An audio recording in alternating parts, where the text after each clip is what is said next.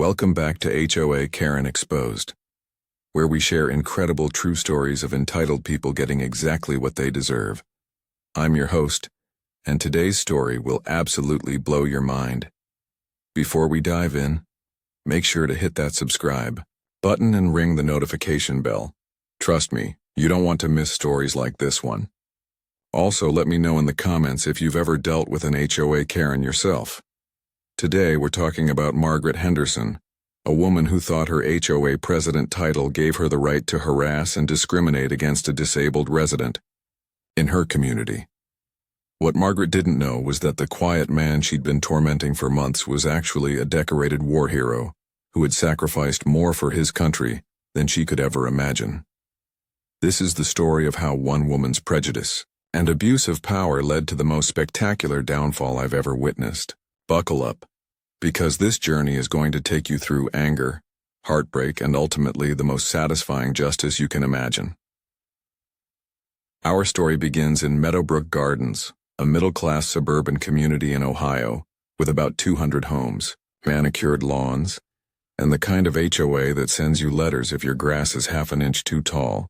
It's the type of place where everyone knows everyone's business, and where a small amount of power can go straight to someone's head. Living quietly in Unit 47B was James Mitchell, a 34-year-old man who kept to himself and rarely caused any trouble. James had moved to Meadowbrook Gardens 2 years earlier, seeking peace and quiet after what his neighbors assumed was some kind of accident that left him with a noticeable limp and the need for a walking cane on his bad days.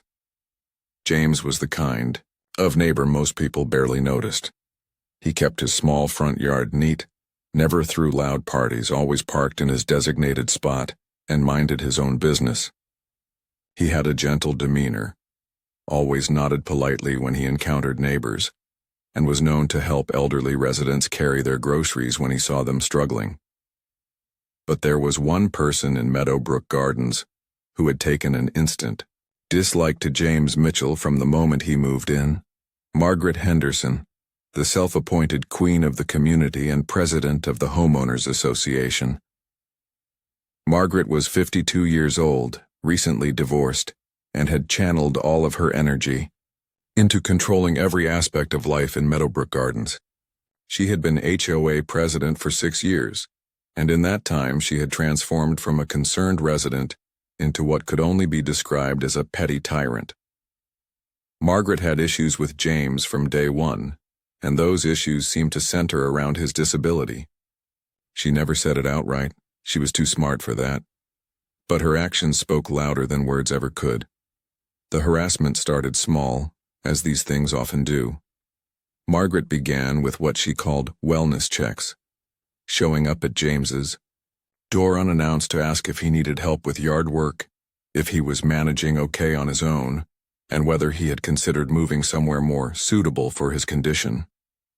James, being the polite man he was, thanked her for her concern but assured her he was doing just fine.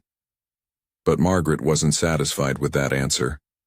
In her mind, James's disability made him a liability to the community, and she was determined to prove it. The first official complaint came 3 months after James moved in. Margaret filed a report claiming that James's mobility issues were causing him to take too long to park his car, creating traffic backups in the small community parking area.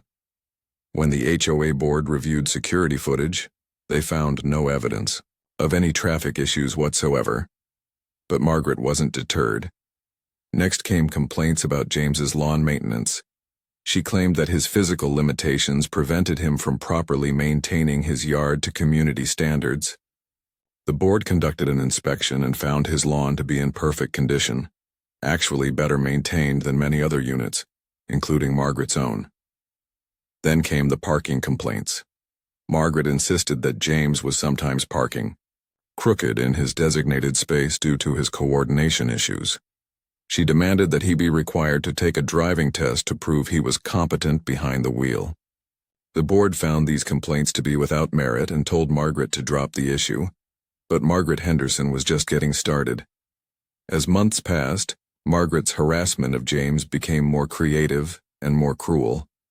She began timing how long it took him to walk from his car to his front door, claiming that his slow pace was somehow disruptive to other residents. She filed noise complaints, insisting that his walking cane made too much noise on the sidewalk in the early morning hours when he left for work.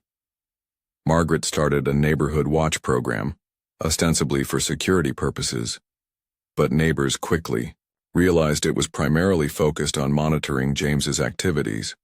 She would stand at her window with binoculars, documenting his comings and goings, the visitors he had, and how long it took him to complete simple tasks like bringing in groceries. The psychological harassment escalated when Margaret began leaving passive-aggressive notes on James's car and front door. These notes, always unsigned but clearly from her, contained suggestions for facilities better equipped to handle people with special needs and advertisements for assisted living communities. James never responded to these provocations. He continued to go about his quiet life, working his job at a local nonprofit organization that helped homeless veterans, maintaining his home and treating everyone, including Margaret, with the same quiet courtesy he always had. But Margaret interpreted his silence as weakness, and it only emboldened her further. The breaking point came on a rainy Tuesday morning in October. James was having what he privately called a bad day, days when his old injuries flared up and walking was more difficult than usual. He was moving slowly from his car to his front door, using his cane for support, when Margaret appeared seemingly out of nowhere. "This is ridiculous," Margaret announced loudly, her voice carrying across the parking area and drawing the attention of several neighbors who were heading to work. "I've been watching you struggle for months, and it's clear you can't handle living independently." James stopped and turned to face her, his expression calm despite the pain he was obviously experiencing. "Good morning, Mrs. Henderson. I hope you have a nice day." But Margaret wasn't finished. "Don't you good morning me. This community has standards, and frankly, watching you stumble around every day is depressing for the rest of us. Have you considered that maybe you'd be happier somewhere with accommodations for people like you?" Several neighbors had stopped to watch the exchange, clearly uncomfortable with Margaret's tone and words. James remained composed, but those who knew him could see the hurt in his eyes. "I understand your concerns," James replied quietly, "but I'm managing just fine. I don't require any special accommodations." Margaret laughed, a harsh, cruel sound that echoed off the buildings. "Managing? You call this managing? It takes you 10 minutes to walk from your car to your door. You move like you're ancient. And don't think I haven't noticed you favoring that leg. What happened anyway? Car accident? Some kind of lifestyle choice catch up with you?" The implication in her words was clear, and several neighbors gasped at her cruelty. James's grip tightened on his cane, but his voice remained steady. "I prefer not to discuss my personal medical history, Mrs. Henderson. Now, if you'll excuse me, I need to get ready for work." "Work?" Margaret scoffed. "What kind of work could you possibly do in your condition? Let me guess. Disability fraud? Sitting at home collecting checks while the rest of us actually contribute to society?" That was the moment when something shifted in James's demeanor. For just a second, those who were watching saw a flash of something harder in his eyes, not anger but the kind of steel that comes from facing real adversity and surviving it. "I work at Veterans Hope," James said quietly. "I help homeless veterans find housing and job training, and I pay my HOA fees, my taxes, and my way in this world just like everyone else." Margaret was undeterred. "Veterans Hope? How convenient. Playing the sympathy card, are we? Well, I've had enough of this circus. I'm calling an emergency HOA meeting, and we're going to discuss whether this community is really the right fit for people with your challenges." Word of Margaret's public humiliation of James spread quickly through Meadowbrook Gardens. Most residents were appalled by what they had witnessed, but Margaret had cultivated a small group of supporters over the years, people who either feared her wrath or genuinely believed that someone who was visibly disabled somehow lowered property values. Margaret spent the next week building her case, She compiled every complaint she had ever filed about James, took photographs of him using his walking cane, claiming it was evidence of his instability, and even went so far as to research legal precedents for HOA communities, removing residents who couldn't meet physical standards. But Margaret made one crucial mistake in her zealous campaign against James. She attracted the attention of people who actually knew who James Mitchell was. It started when Carol Peterson, a resident who worked at the county courthouse, overheard Margaret on the phone with what sounded like a lawyer discussing liability issues with disabled residents. Carol had always liked James. He had helped her elderly mother with her groceries on several occasions, and something about Margaret's vendetta bothered her. That evening, Carol called her friend Linda, who worked at Veterans Hope, the same organization where James was employed. "Linda," Carol said, "I need to ask you something, and I hope I'm not overstepping. There's a man in my neighborhood named James Mitchell who says he works at Veterans Hope. He's been getting harassed by our HOA president because he has a limp and uses a cane sometimes." There was a long pause on the other end of the line. "Carol," Linda said slowly, "are you talking about James Mitchell who lives on Maple Street?" "Yes, that's him." "Why?" Another pause. "Carol, James Mitchell isn't just any employee at Veterans Hope. He's our program director. And he's not just any veteran. He's a Purple Heart recipient who lost his leg below the knee in Afghanistan. He saved the lives of 3 soldiers when their convoy was hit by an IED. He's one of the most decorated veterans we've ever worked with." Carol felt her blood run cold. "Margaret has no idea, does she?" "Apparently not," Linda replied. "And Carol? James never talks about his service. He says he did his job and came home, and that's all there is to it. But the truth is, he's a genuine hero who spent the last 2 years dedicating his life to helping other veterans who are struggling." That night, Carol made some phone calls of her own. By the end of the week, a small network of Meadowbrook Gardens residents had quietly learned the truth about James Mitchell. Carol had reached out to Linda at Veterans Hope, who provided some basic information about James's service record and his work with homeless veterans. What they learned was staggering. James Mitchell had enlisted in the Army at age 18, straight out of high school. He had served 3 tours in Afghanistan as a combat medic, saving countless lives under fire. On his final tour, his convoy had been hit by an improvised explosive device. James had dragged 3 wounded soldiers to safety while under enemy fire, going back into the burning wreckage again and again until he was sure everyone was out. The explosion that finally caught him had shattered his left leg below the knee and left him with shrapnel wounds across his back and side. He had spent 18 months in military hospitals, undergoing multiple surgeries and learning to walk again with a prosthetic leg. James had been awarded the Purple Heart, the Bronze Star with Valor, and the Army Commendation Medal with Valor. He had been medically retired from the Army with full honors, and had spent the following year in intensive physical therapy and counseling.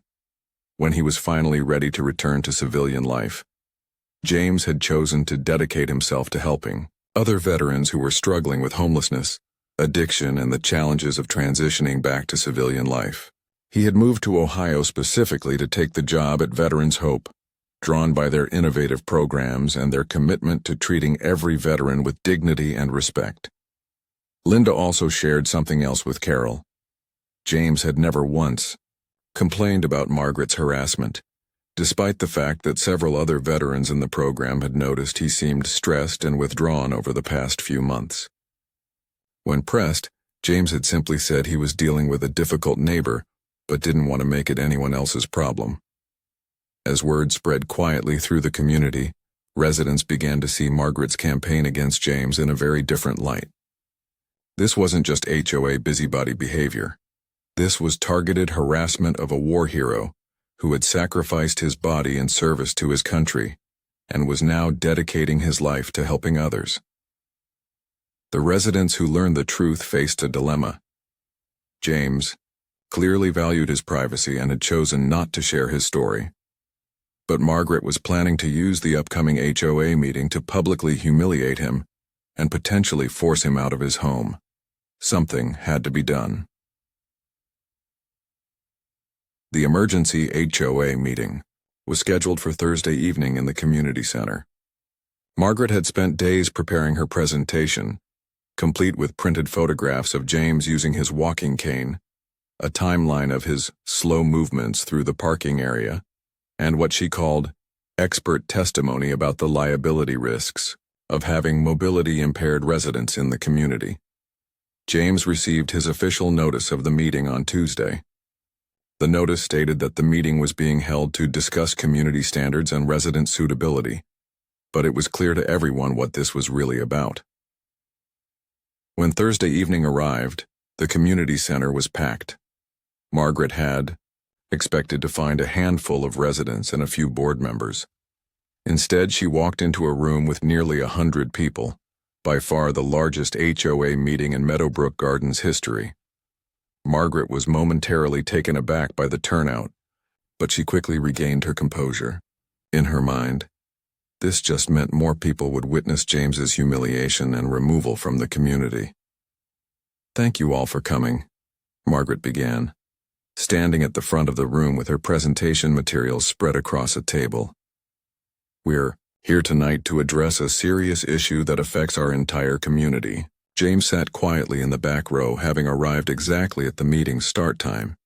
He looked calm, but those who knew him could see the tension in his shoulders.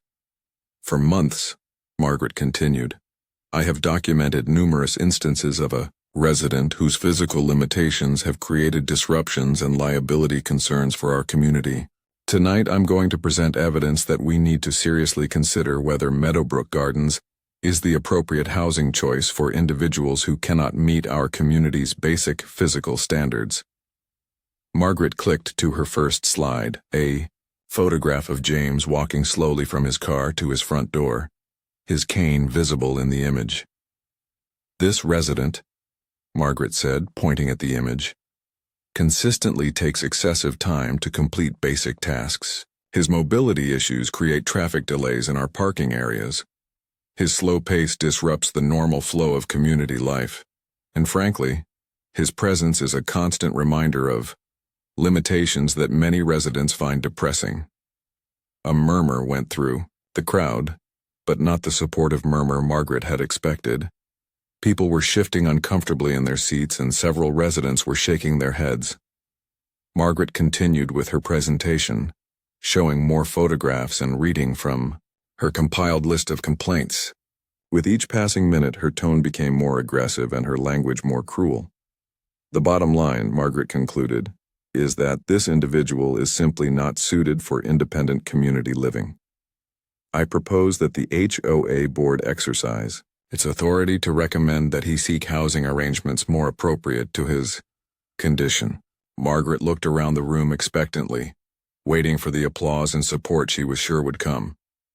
Instead, she was met with complete silence. The silence stretched for what felt like an eternity. Then, slowly, Carol Peterson stood up. "Margaret," Carol said, her voice carrying clearly through the room, "before we discuss Mr. Mitchell's suitability for this community, I think there are some things you should know about him." Margaret's eyes narrowed. "I don't think there's anything relevant that James Mitchell," Carol continued, her voice growing stronger, "is a Purple Heart recipient who served 3 tours of duty in Afghanistan as a combat medic." The room was so quiet you could hear a pin drop. James looked down at his hands, clearly uncomfortable with the attention. Carol continued, "He lost his leg below the knee when he threw himself back into a burning convoy to save 3 wounded soldiers. He dragged them to safety while under enemy fire, going back again and again until he was sure everyone was out alive." Margaret's face had gone pale, but she tried to maintain her composure. That's very nice, but it doesn't change the fact that he was awarded the Bronze Star with Valor," Carol continued, "for his actions that day. The citation reads that he displayed extraordinary heroism and selfless service in the face of overwhelming enemy fire, saving the lives of 3 fellow soldiers at the cost of his own mobility." Now other residents were standing up. Linda from Veterans Hope had been invited and was in the audience. James Mitchell, Linda said, is the program director at Veterans Hope, where he has personally helped over 200 homeless veterans find housing, job training, and the support they need to rebuild their lives. He works 60 hours a week, often without pay, because he believes every veteran deserves a chance at a normal life. Margaret tried to interrupt, but Linda wasn't finished. The slow pace that Mrs. Henderson has been documenting and mocking is the result of injuries James sustained while saving the lives of American soldiers. The mobility issues she's been complaining about are the permanent consequences of his heroism, and the depressing presence she's been talking about belongs to a man who has given more for this country than most of us ever will. By now, most of the room was on their feet. James remained seated, his head down, clearly wishing he could disappear. Margaret was sputtering, trying to regain control of the situation. I didn't know, but that doesn't change the liability issues. The HOA still has to consider. That's when Robert Chen, a quiet resident who rarely spoke at meetings, stood up. Mrs. Henderson, Robert said, his voice shaking with emotion. My father served in Vietnam.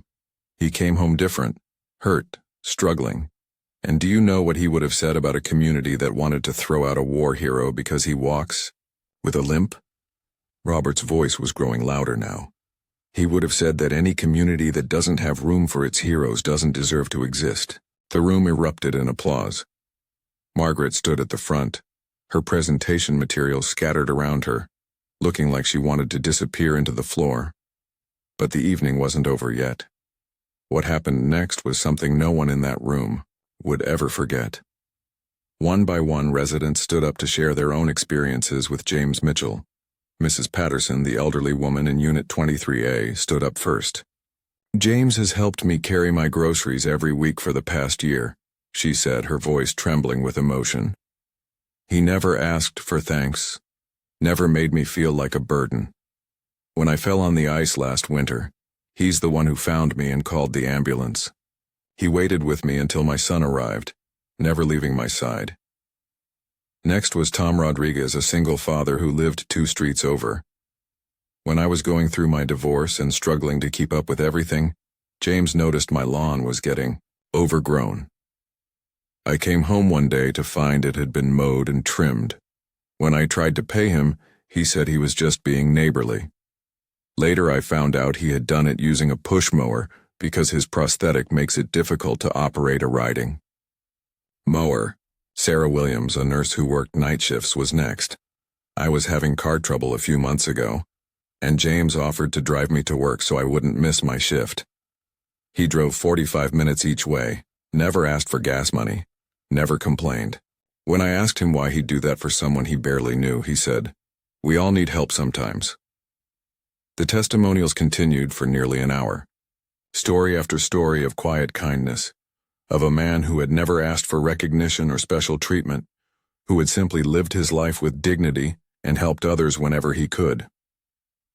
Margaret stood frozen at the front of the room, her presentation forgotten, as resident after resident shared examples of the same man she had been trying to portray as a burden and a liability.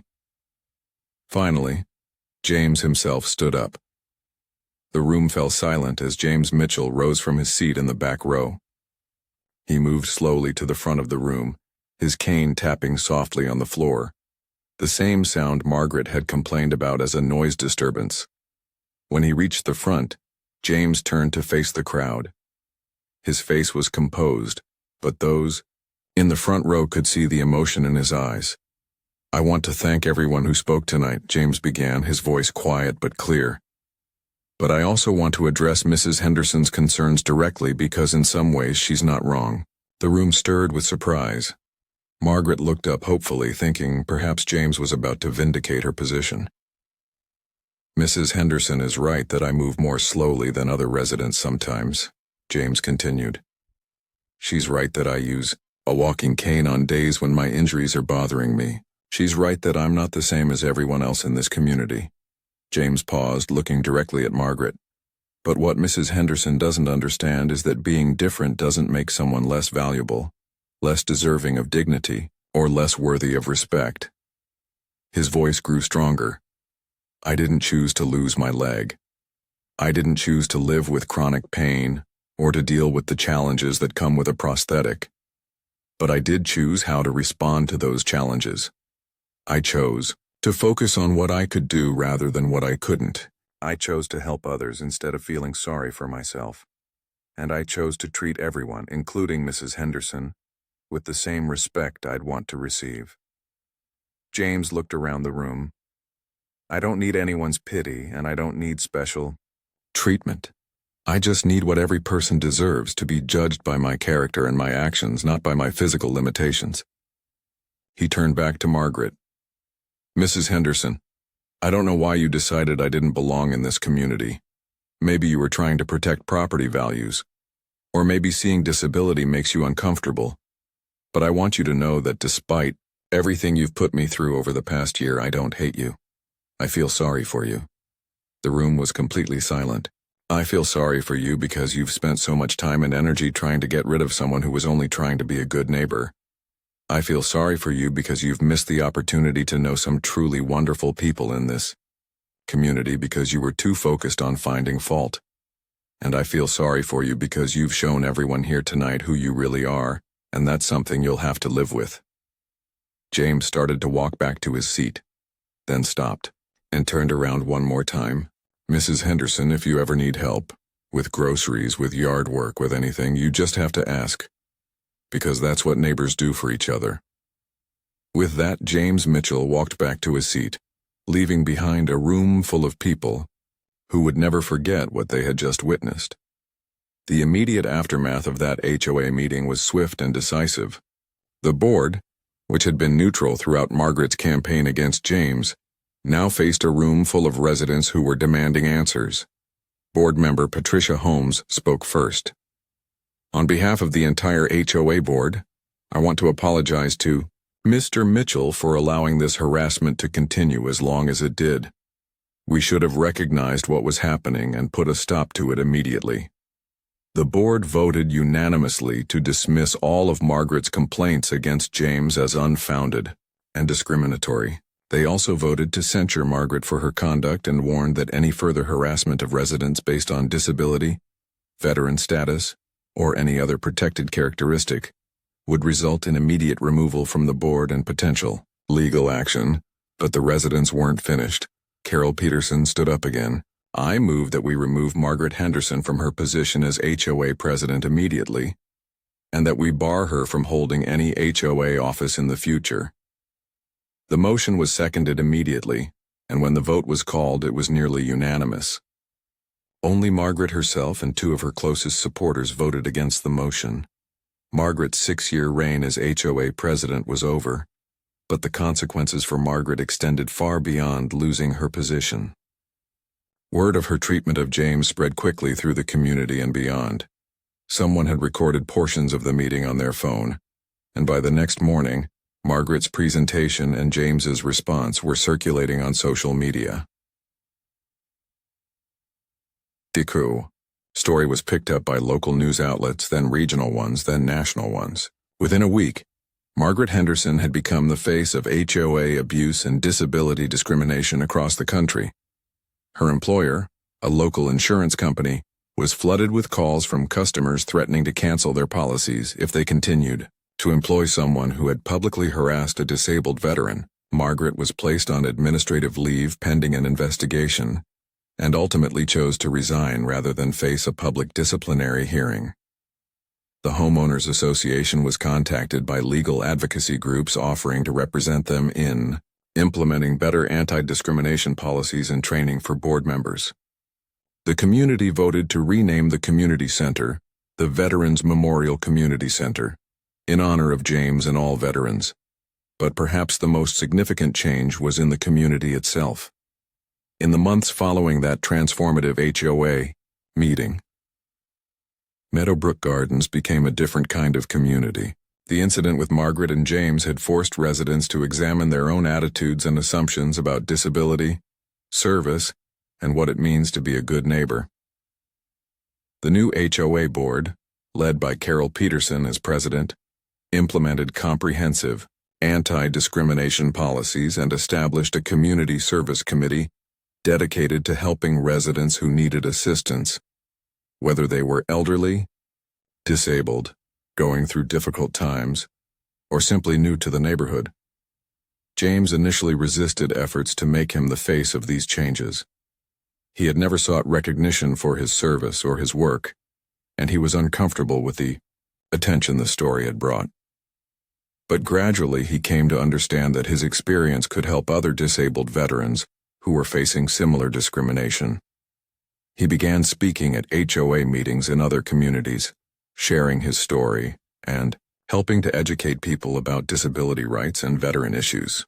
He worked with legal advocates to develop model policies that other homeowners associations could adopt to prevent discrimination. The community also rallied around Veterans Hope, James's workplace. Residents organized fundraisers, volunteer drives, and awareness campaigns that helped the organization expand its services and reach more veterans in need. But what about Margaret Henderson? Margaret's fall from her position of power in the community was swift and complete. After losing her job and facing widespread condemnation for her treatment of James, she initially tried to defend her actions, claiming she had been misunderstood, and that she had legitimate concerns about liability and community standards. But as more details of her year-long harassment campaign came to light, the photographing, the note-leaving, the attempts to have James declared unfit for independent living, even her supporters began to distance themselves from her. Margaret put her house on the market 6 months after the HOA meeting and moved to another state, reportedly, to live with relatives. She never spoke publicly about the incident again, and those who knew her said she seemed genuinely shocked by the backlash her actions had generated. Some in the community felt sorry for Margaret, believing that her behavior, while inexcusable, had come from a place of ignorance rather than malice.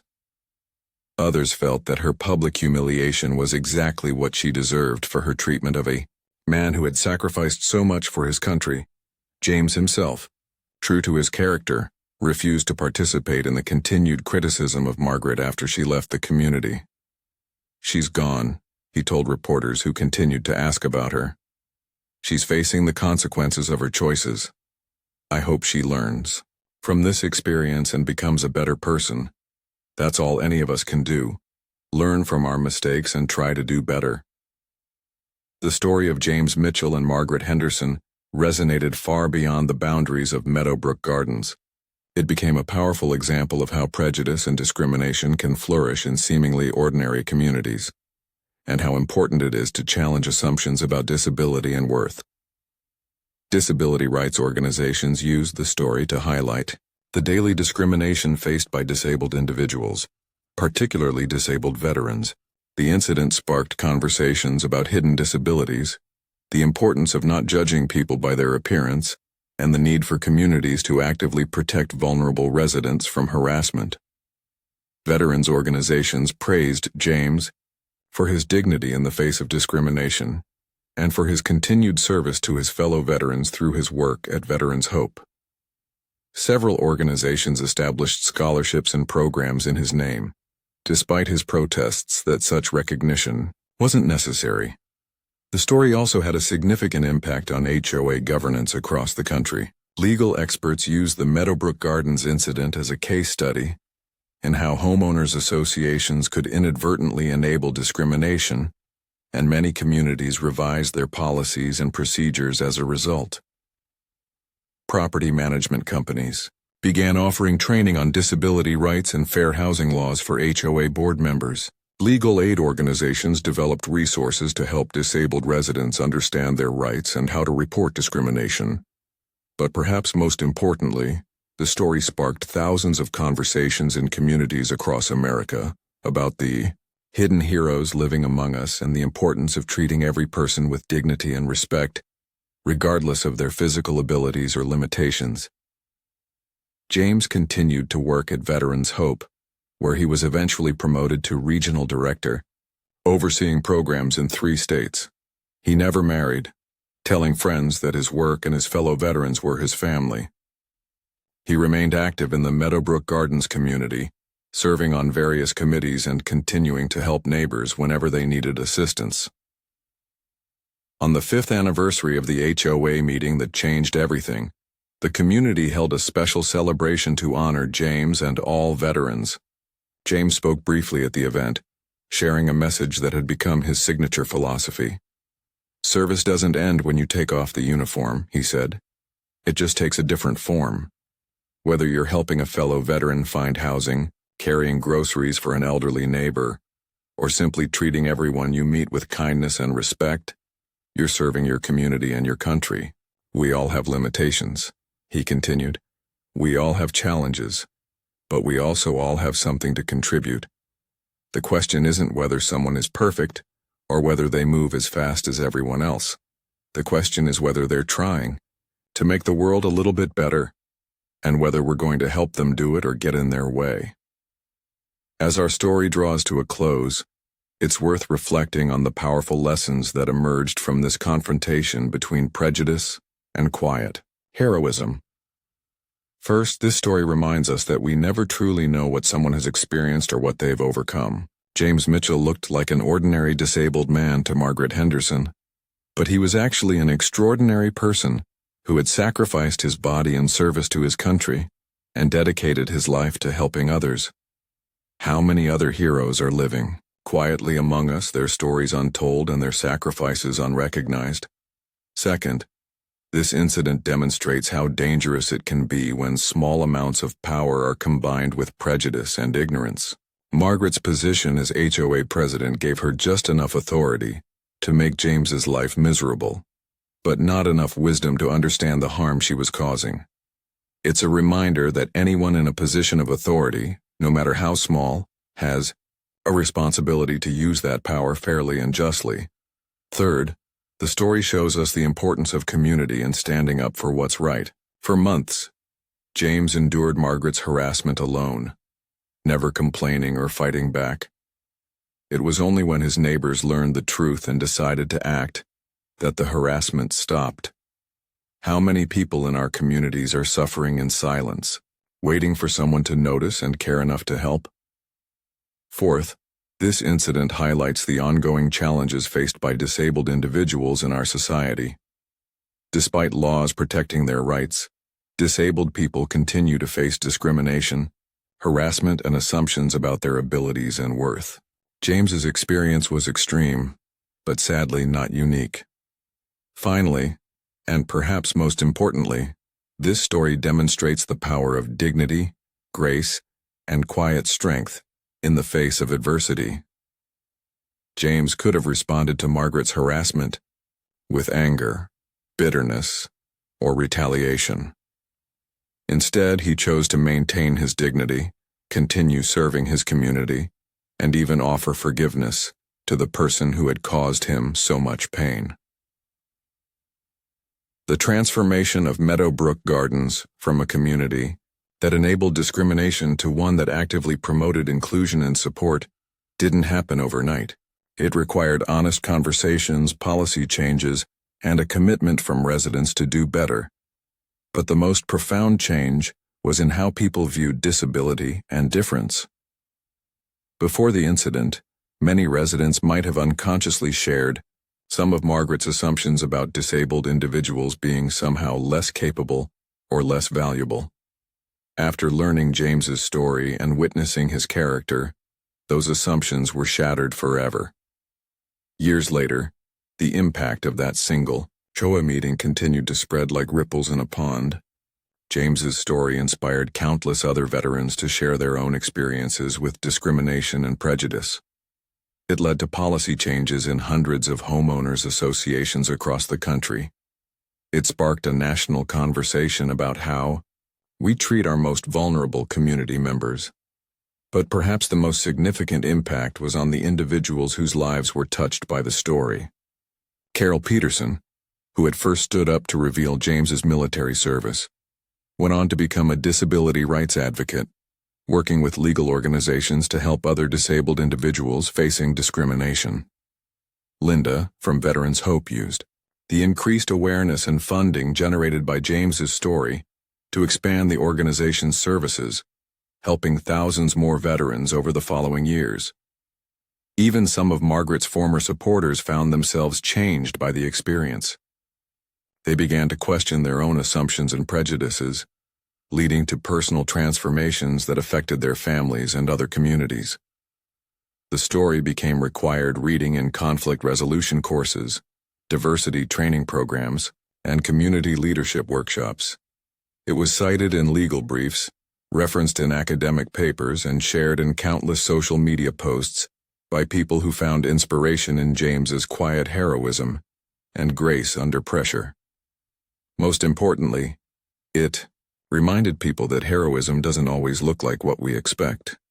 It doesn't always wear a uniform or carry a flag. Sometimes heroism looks like a man walking slowly with a cane, helping his neighbors carry their groceries and responding to cruelty with kindness. Today, James Mitchell continues to work with veterans in need, though he has expanded his role to include national advocacy and policy development. He has testified before Congress about veteran homelessness and disability discrimination.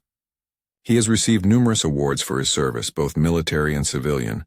Though he typically donates the monetary awards to Veterans Hope, he still lives in Meadowbrook Gardens, in the same unit where Margaret Henderson once tried to have him declared unfit for community living. His home has become an unofficial gathering place for veterans in the area, and he's known throughout the community for his willingness to help anyone who needs it. Meadowbrook Gardens has become a model community for inclusion and veteran support. They've won awards for their community service programs and have been featured in publications about progressive HOA governance. Property values have actually increased since the incident, as people seek out communities known for their inclusive values and strong sense of neighborly support. Margaret Henderson has largely disappeared from public view. Some reports suggest she moved to a rural area and became involved in local volunteer work, though she has never spoken publicly about her experience or expressed remorse for her actions. Those who knew her before the incident say she seemed genuinely surprised by the reaction to her behavior, suggesting she may have been unaware of how her actions were perceived by others. The broader impact of the story continues to evolve. Veterans Hope has become a national model for veteran services, expanding to dozens of cities and helping thousands of veterans transition to civilian life. The organization credits James's leadership and the attention brought by his story with enabling their growth and success. Legal advocacy groups have used the Meadowbrook Gardens incident as a precedent in dozens of discrimination cases, helping other disabled individuals fight back against harassment and unfair treatment. And perhaps most importantly, the story continues to inspire people to look beyond surface appearances and recognize the hidden heroes in their own communities. As we reach the end of this incredible true story, it's important to understand what this incident was really about. On the surface, it was about an HOA dispute and a case of disability discrimination. But at its heart, this story is about something much more fundamental: how we choose to treat each other as human beings. Margaret Henderson's harassment of James Mitchell wasn't just about parking spaces or lawn maintenance or community standards. It was about her inability to see past his disability to recognize his humanity and worth. It was about her assumption that being different meant being less valuable. James Mitchell's response wasn't just about turning the other cheek or being the bigger person. It was about understanding that every person deserves dignity and respect, regardless of their circumstances or abilities. It was about choosing to respond to hatred with grace and to prejudice with patience. The community's reaction wasn't just about supporting a local hero or punishing bad behavior. It was about recognizing that they had a choice. They could enable discrimination through their silence, or they could stand up and demand better from themselves and their neighbors. This story resonates with so many people because it touches on experiences we've all had. We've all been judged unfairly at some point. We've all witnessed injustice and had to decide whether to speak up or stay silent. We've all had the opportunity to help someone who was struggling, and we've had to choose whether to act or walk away. The difference is that most of these moments don't have such dramatic consequences. Most acts of prejudice don't result in public humiliation and national news coverage. Most acts of heroism don't lead to community transformation and policy changes. But every one of these moments matters. Every time we choose kindness over cruelty, inclusion over exclusion, understanding over judgment, we make our communities a little bit better. James Mitchell didn't set out to become a symbol of dignity in the face of discrimination. He was just trying to live his life quietly and help others when he could. But when he was faced with systematic harassment and public humiliation, he chose to respond with grace and strength. Margaret Henderson probably didn't set out to become a symbol of prejudice and abuse of power. She may have genuinely believed she was protecting her community's interests. But her actions revealed the dangerous consequences of unchecked bias and the harm that can be caused when we fail to see the humanity in others. The story of James Mitchell and Margaret Henderson has become more than just a cautionary tale about HOA disputes or disability discrimination. It has become a powerful reminder about the importance of character, community, and the courage to do what's right. In schools across the country, teachers use this story to discuss bullying, prejudice, and the importance of standing up for others. Students are asked to consider what they would have done if they were residents of Meadowbrook Gardens, witnessing the harassment of their neighbor.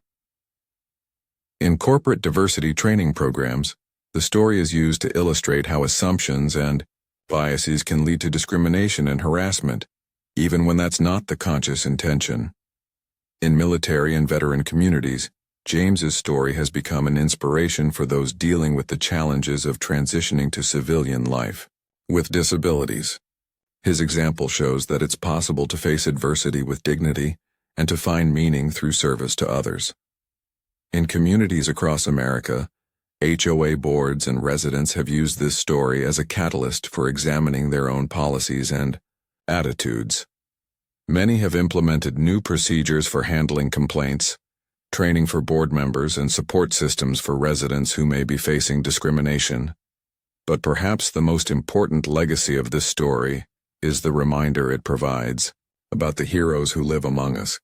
James Mitchell's neighbors had no idea they were living next to a man who had risked his life to save others, who had overcome tremendous physical and emotional challenges, and who was dedicating his civilian life to helping fellow veterans. How many other heroes are in our communities, their stories untold and their sacrifices unrecognized? How many people are quietly making a difference, helping others, and embodying the best of human character without seeking recognition or reward? This story challenges us to look beyond surface appearances and assumptions. It asks us to consider that the person we might be tempted to judge or dismiss could be someone extraordinary. It reminds us that true heroism often looks ordinary from the outside. And that brings us to the end of this incredible true story of justice, heroism, and the power of community to overcome prejudice and discrimination. The story of James Mitchell and Margaret Henderson reminds us that every person has a story, every community has a choice, and every one of us has the power to make a difference in someone else's life. James Mitchell could have let Margaret's harassment make him bitter and angry. Instead, he chose grace and continued service. Margaret Henderson could have acknowledged her mistakes and tried to make amends. Instead, she chose to double down on her prejudice and ultimately paid the price.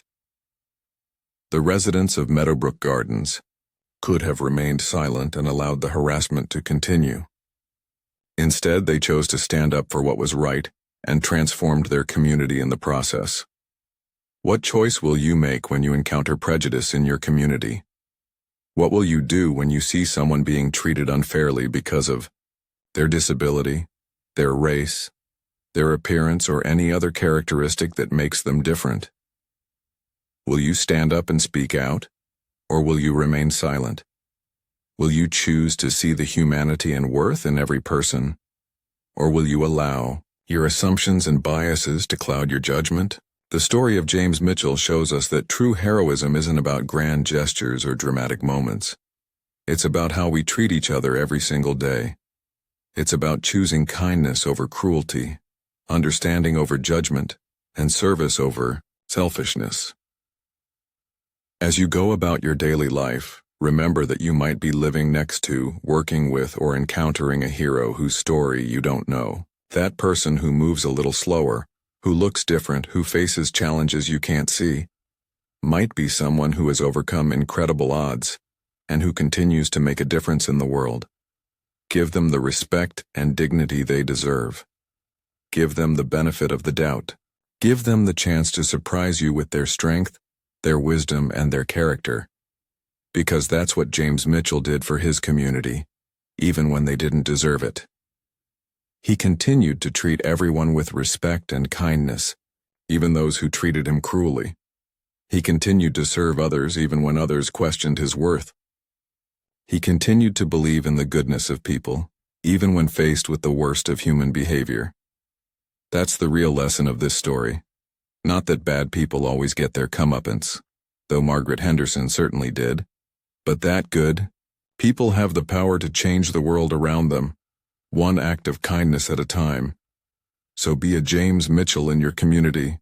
Stand up for those who are being treated unfairly. Help those who need assistance. Treat everyone with dignity and respect. And remember that true heroism is often quiet, humble, and unrecognized, but it's no less powerful for being so. Thank you for watching this incredible true story. If it moved you, inspired you, or changed how you think about the people in your community, please share it with others. Stories like this one have the power to make a difference, but only if people hear them and are inspired to act.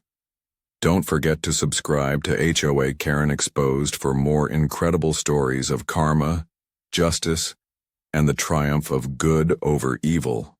Ring that notification bell so you never miss an episode, and let me know in the comments about any similar experiences you've had in your community. Until next time, remember that justice may be delayed, but it's never denied. And sometimes the most powerful justice comes not from punishment, but from the quiet dignity of those who refuse to let hatred win. Keep standing up for what's right. Keep treating others with kindness and respect, and keep believing that good people can change the world. Thanks for watching, and I'll see you in the next story.